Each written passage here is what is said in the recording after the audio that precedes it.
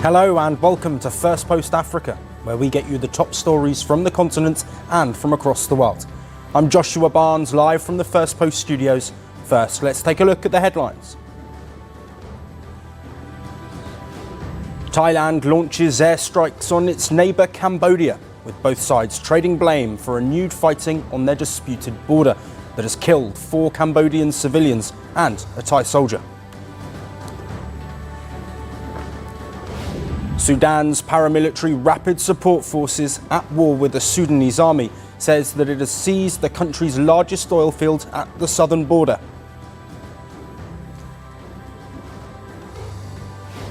Starlink reveals its India pricing, confirming a monthly residential plan of over $95. The service aims to deliver high uptime satellite broadband with unlimited data and a simple plug-and-play setup. A Beijing court orders Malaysia Airlines to pay compensation to the families of 8 passengers from flight MH370, more than a decade after the plane disappeared. And German industrial production unexpectedly rose 1.8% month-on-month in October. This is the latest sign that Europe's crisis-racked top economy may be turning a corner.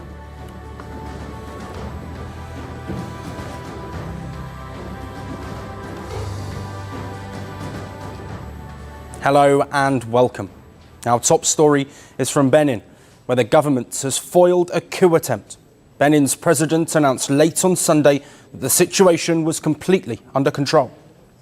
I would like to assure you that the situation is completely under control, and therefore invite you to calmly go about your activities starting this very evening. Security and public order will be maintained throughout the country. Earlier in the day, a group of soldiers had announced on state television that they had ousted the president. The Military Committee for Refoundation, which met on Sunday, December 7, 2025, in Cotonou, deliberated and decided the following. Mr. Patrice Talon is removed from office as President of the Republic. The rebel soldiers justified their action by citing the deteriorating security situation in northern Benin, the neglect of soldiers killed in action and their families being left to fend for themselves, and unjust promotions. The announcements triggered a swift response from the loyal army forces. Help also came from neighbouring Nigeria, who provided air supports and deployed troops. President Bola Tinubu's office has confirmed the military intervention in Benin. Nigerian fighter planes struck undisclosed targets as Beninese forces conducted counter-coup operations. The West African regional bloc, ECOWAS, also stepped in. The bloc announced that troops from Ghana, Ivory Coast and Sierra Leone were also being deployed to Benin to help the government preserve constitutional order. Reportedly, around a dozen soldiers have been arrested, including rebel troops. The French embassy in Benin reported gunfire near President Talon's residence in Cotonou. It is the economic capital of the country. The rebel soldiers could neither take Talon's residence nor the presidential offices. Yet the incident has disturbed the people of Benin. I was scared. I was really scared. The way the gunshots sounded, I was afraid and I ran away. My first reaction was fear. Total fear. I told myself, for so many years, we never heard anything like this. It was only our parents who told us stories about those times, about what happened back then. And today, I felt like I was reliving what our parents experienced in those days. And people in Benin are worried about the country going down the same path as its neighbours. West Africa has experienced a number of coups in recent years, including Niger, Burkina Faso, Mali, Guinea and most recently Guinea-Bissau. Benin's political history has been marked by several coups and attempted coups since its independence from France in 1960. The latest coup attempt comes just a few months before Benin's presidential election. The April elections will mark the end of the tenure of President Talon, who has been in power since 2016. Talon has been widely praised for bringing economic development to Benin, but his critics have also accused him of authoritarianism. Now it remains to be seen how the latest coup attempt will affect the upcoming presidential election. And for more on this, we have with us Dr. Ambrose Igboke, an international affairs analyst joining us live from Enugu, Nigeria. Welcome to Firstpost Africa. Thank you, Joshua. Good to be here. How damaging is this coup attempt for democracy in Benin, especially with these elections so close?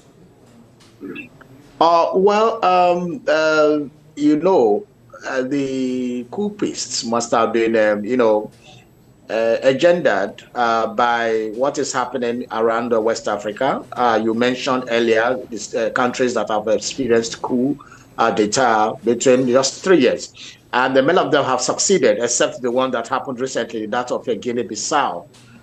So they must have been emboldened by those developments and trying to try their luck to see if it will work out. It's a very disturbing development for the West African region. It is not good for the stability of the region because the region is trying to experience what it did between 1960 to 1970-75, where the civilian or democratic governance that were put in place during the independence of most of the countries was hijacked by military soldiers and personnel. It happened in Nigeria 15 January 1966. It happened in Congo. It happened in Ghana. It happened almost every part of Africa where military personnel took over governance. But Africa gradually started, retracing a step over the years, especially the West Africa region, where the civilian administration started coming back.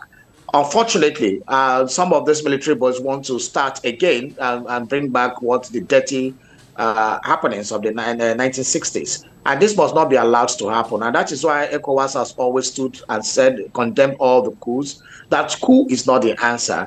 Good governance is the answer. But on the other hand, some people have also accused ECOWAS of, accommodating civilian coup, what they call civilian coup, where we have sit-tight presidents that kept changing the constitution to elongate themselves in power.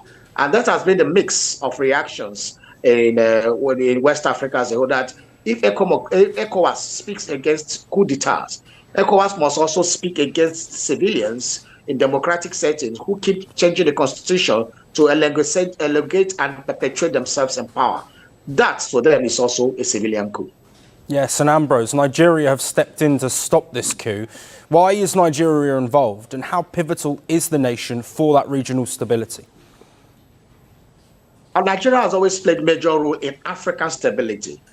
In the 70s, I remember that Nigeria stood against the West and aligned with the Eastern Bloc, where we, as a country, Nigeria supported the fight against apartheid regime in South Africa, where Nigeria was instrumental to granting asylum to a lot of the members of ANC who were fighting the white supremacists then.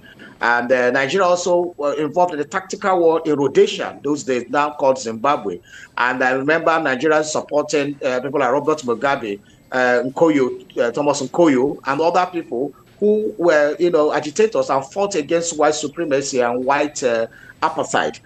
So it has always placed that. I remember that it was Nigeria that looked forward to, Nigeria hosting the Secretariat of ECOWAS that was formed in July 1975. Shows so that Nigeria has always played a big brother role in Africa. Remember also that sometime in the late 80s and early 90s, Nigeria was instrumental to the formation of ECOMOG, which was the stabilizing force, military force in West Africa then. And Nigeria single-handedly almost bankrolled ECOMOG then. And that was how the war in Liberia was stopped. And, democracy reinstituted in that country. The war in Sierra Leone was also stopped, and a civilian government brought in that country. So Nigeria has always played that stabilizing role. But in the last few years, Nigeria has not been, very proactive in playing that role he used to play, maybe because of his own domestic issues, suffering from, insurgents, terrorists coming, Islamic State, ISWAP, Boko Haram, and all those things have helped to maybe Nigeria to not concentrate in the West African region. But what it did, Nigeria did by sending its planes, what you're supposed to have done maybe in Mali or in Burkina Faso and some other countries that have, went against democratic tenets, is a good one, so that we know that ECOWAS can bite, not only backing. This is a good example of how to go. Ambrose, thank you ever so much for your time and your insight today. Thank you, Joshua, for having me on the show.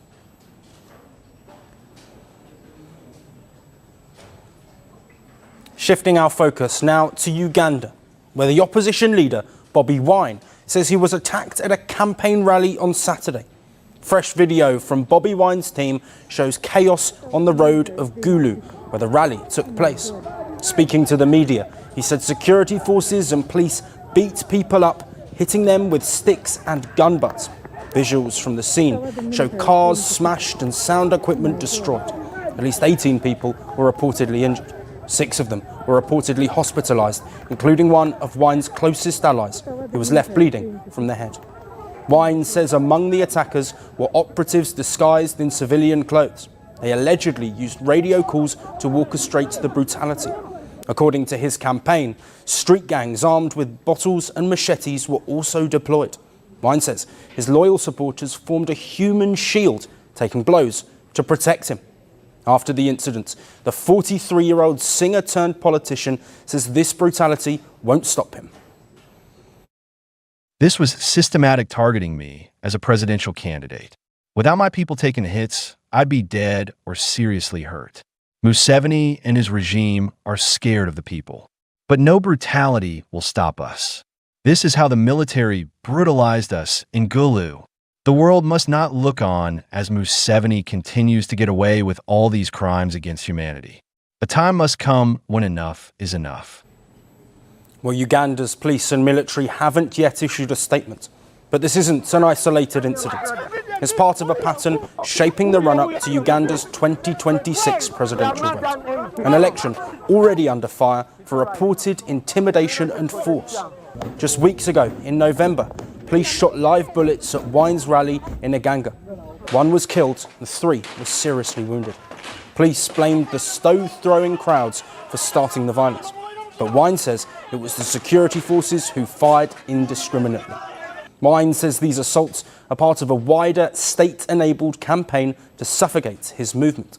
He has accused President Yoweri Museveni of crimes against humanity and warned the world not to look away. And the political landscape in Uganda has drawn international concern. The United Nations says the crackdown is intensifying. At least 550 opposition supporters and activists were arrested this year alone. Many were held without charge. Some were taken in unmarked vans, known locally as drones, and kept in secret facilities called safe houses. We urge the Ugandan authorities to fully and impartially investigate all allegations of enforced disappearance, arbitrary arrest and detention, and torture or ill treatment, to punish those accountable, and to provide full reparation to the victims. Heading into January's presidential election, 81-year-old Museveni hopes to extend a controversial 40-year reign. He talks about lifting Uganda from dictatorship to middle-income status, though 1 in 6 Ugandans still lives in poverty. Museveni's son, who is Uganda's chief of defence forces, has also threatened to behead Wine on social media. But Wine insists he will continue and won't be swayed from contesting the January elections. All we want is a free and fair election. No military violence, no police brutality. That is not too much to ask for. Let this election not be a military operation. Let this be a democratic election. I say to you, brothers and sisters, that we shall walk but not get tired. We shall suffer but we shall not die. It will be painful, but we shall win in the end. We shall reach in the new Uganda. We have no doubt about that. Bobi Wine is widely considered Museveni's main rival in Ugandan politics. With election season drawing close, the country is now seeing a familiar cycle of election campaigns marred with reported violence and intimidation. We'll keep tracking the developments for you here on Firstpost Africa.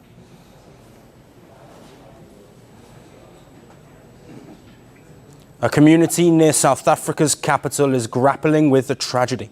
12 people were killed in a mass shooting early on Saturday. 3 of the victims were children, with the youngest being just 3 years old. The incidents happened in an unlicensed bar in Salisville Township, a place about 18 kilometres west of Pretoria. Local police say 3 gunmen stormed the bar in the early hours of the morning. They started shooting indiscriminately at a group sitting inside the hostel. Police say the attackers did not target anyone individually. They shot at everyone in sight. 25 people were shot. 11 have been confirmed as deceased. 10 died on this particular scene, and 1 died in hospital. We've got 14 victims in hospital. We've got 3 young children that are forming part of those that are deceased, the youngest being 3 years of age. We've also got a 12-year-old boy, I think it's a 16-year-old female as well, that were killed in this particular shooting. What makes the case more disturbing is the timeline of events. Gunmen reportedly opened fire at 4:15 a.m, but police were only alerted almost 2 hours later. That delay is now part of the investigation. So is the motive, which remains unclear. Authorities say the gunmen fled the scene immediately after the carnage. A nationwide manhunt is now underway. But that's not all. What's fueling this violence goes beyond one bar or one gunman. It's part of a wider issue. South Africa records more than 26,000 homicides a year, an average of 70 a day. Most of them are firearm related. And illegal bars known as shebeens have become hotspots for shootings. Police say they are packed, unregulated, and are often run by local gangs. Authorities say these shebeens pose a national threat. These illegal shebeens are really giving us a problem as the police, because a lot of murders are being reported at these illegal establishments. And between April and September of this year, we actually shut down throughout the whole country 11,975 of these illegal shebeens. And this isn't an isolated event. South Africa has seen a wave of mass shootings at taverns. 16 people were killed in the Johannesburg township of Soweto in 2022. On the same day, 4 people were killed in a mass shooting at a bar in another province. 17 people were killed, 15 of them women, in mass shootings minutes apart at 2 houses in Eastern Cape province in September last year. 8 died in a Durban tavern earlier this year, and the pattern keeps repeating. The country is battling crime and corruption driven by organised networks.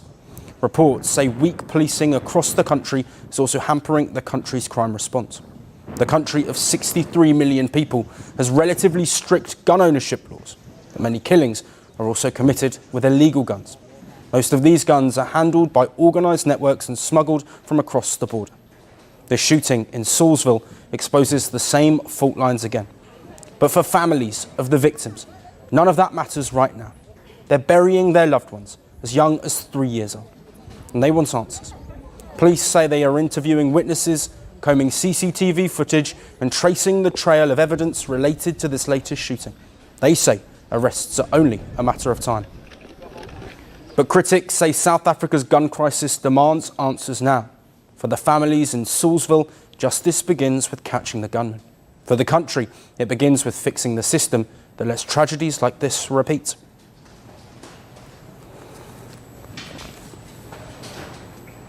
And for our final story, we head to Nigeria, where the nation's president is looking for support from the West as he battles a sharp rise in terrorist activity and threats from the United States.